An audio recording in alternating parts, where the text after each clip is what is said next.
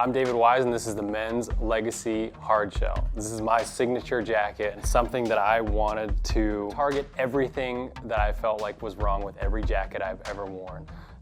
Every time I've had a jacket, it was always close, but something was always sacrificed in terms of it's durable enough, but it's too heavy, or it's light enough, but it doesn't have four-way stretch. It doesn't have the freedom of motion that I like. So as a guy who makes his living flipping around, spinning through the air in cold environments, our target was to have a perfect hardshell jacket that you could do everything you wanted to do, but didn't have any of the compromises. I'm a technical guy. I love details. I love, looking into the nuances of the fabrics, the breathability, the durability, the stretchability. Those things are all super important to me. So working with AKOVA was amazing because we were able to actually physically test all these fabrics. Not just look at them on a slate, not just look at them and stretch them and feel them, but actually, okay, I like this one. Let's make a prototype out of it. And then I got to go out and try it. And I tried it in sub-zero temperatures. I tried it in warm temperatures. Competing at night, competing in the daytime. I got to put these jackets and pants through the ringer and figure out what fabric is going to perform the best for what I want. I want to be able to move, but I want to be able to stay warm. I want to be able to shed heat when I need, but I want to be able to keep it in when the heat is scarce. I want to be able to keep it in. So the face fabric is just one aspect of the Toray technology, which combines a lot of things, sort of to achieve paramount waterproofability, breathability, and durability. Having tested this in pretty much every snow sports environment you can imagine, I can say truly it outperformed my highest expectations. I mean, I have hiked the pipe in the late spring, early summer when it was 85 degrees out. I've worn it in sub-zero temperatures competing at night. I've worn it in sleet and snow and hail. It's hard to understand how a fabric's going to perform based on lab testing, but I can tell you that this fabric that we're using in this jacket truly is the best thing available from personal experience. I've been traveling the world competing in halfpipe for 15 years, and I can tell you there's nothing more uncomfortable than being wet in a snow sports environment, whether it's moisture from the inside because the breathability is not dialed, or it's moisture from the outside because the waterproofness isn't dialed. That becomes uncomfortable fast, and we finally found a fabric for a hardshell jacket that has neither of those problems. So the reason we decided to go with a hardshell rather than an insulated jacket was that we wanted the versatility of having a true layering system where I can wear this jacket in the spring and it's not too hot, but I can also add the insulator layer underneath when it's really cold in the winter. And my job as the primary tester was to see if that was true to reality. That was the design, that was the concept. But when it's really cold and I just have the hardshell and the insulator and a base layer, am I still warm enough? And I can say affirmative, that's true, I was. And when it's spring temperatures and I'm ready to open up every vent I have and almost ski with my jacket wide open, does it still have the breathability that we want? And can you get rid of that excess heat if you want to?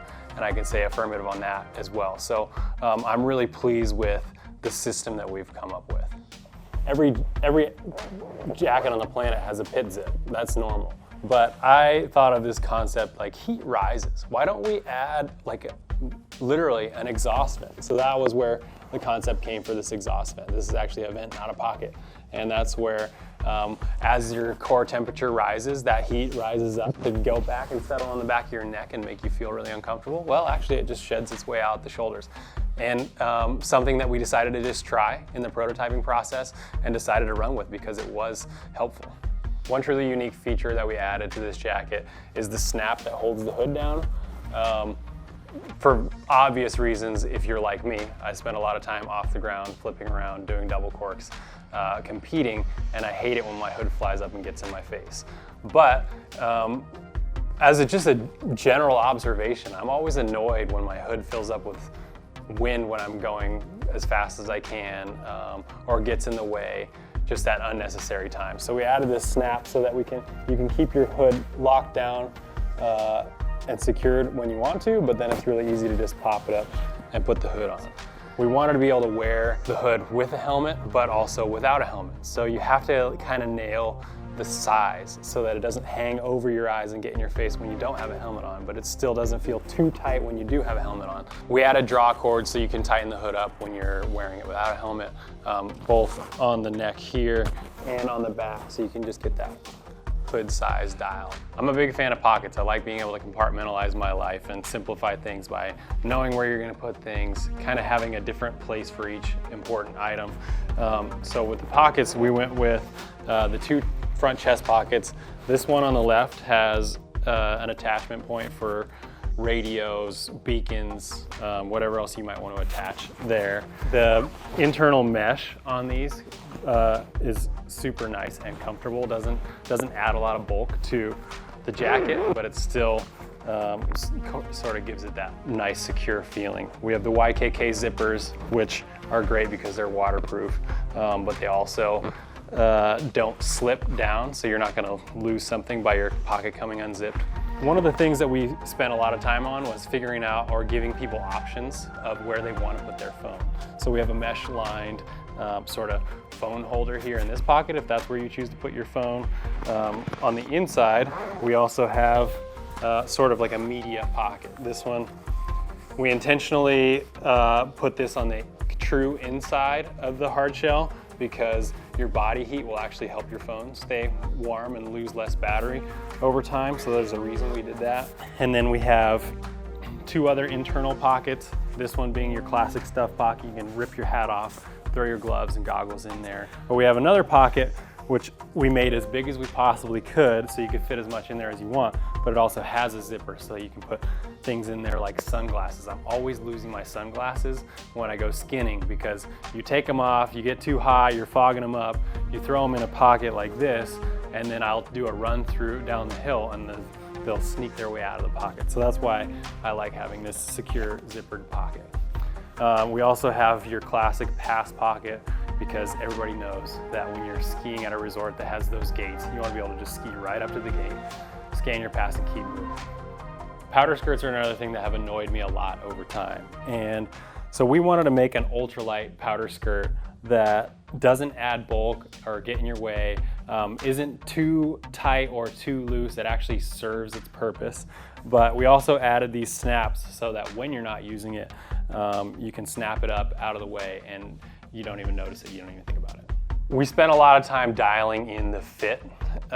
It's been fun working with Julia as my counterpart at AKOVA because she's an alpine racer and has been her whole life. I'm a free skier and have been my whole life. I like my clothes really big. She likes them nice and tight and fast. So we were looking for the middle ground, and I'm 6'1". I'm wearing a large right now. This is more of a traditional fit.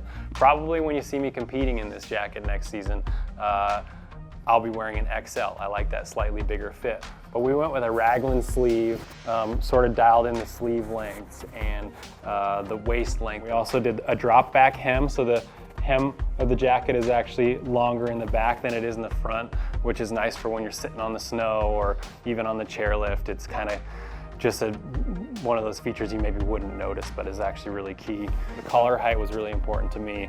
I like to be able to have kind of a high collar and hide my face when the wind is howling. The tension toggles here on the outside are nice, especially if you're kind of right between sizes and you want to get the fit just right. You have the option here of using the drawstrings for that. We added a 2-way zip for a reason.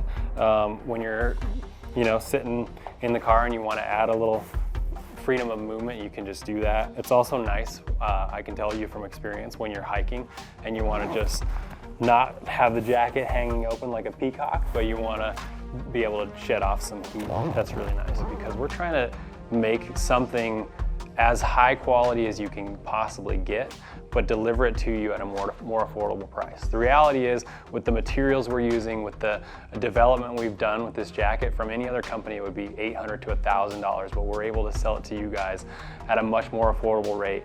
And that's just something that I'm proud of. So I just hope you try the jacket out, and I hope you enjoyed it as much as I do.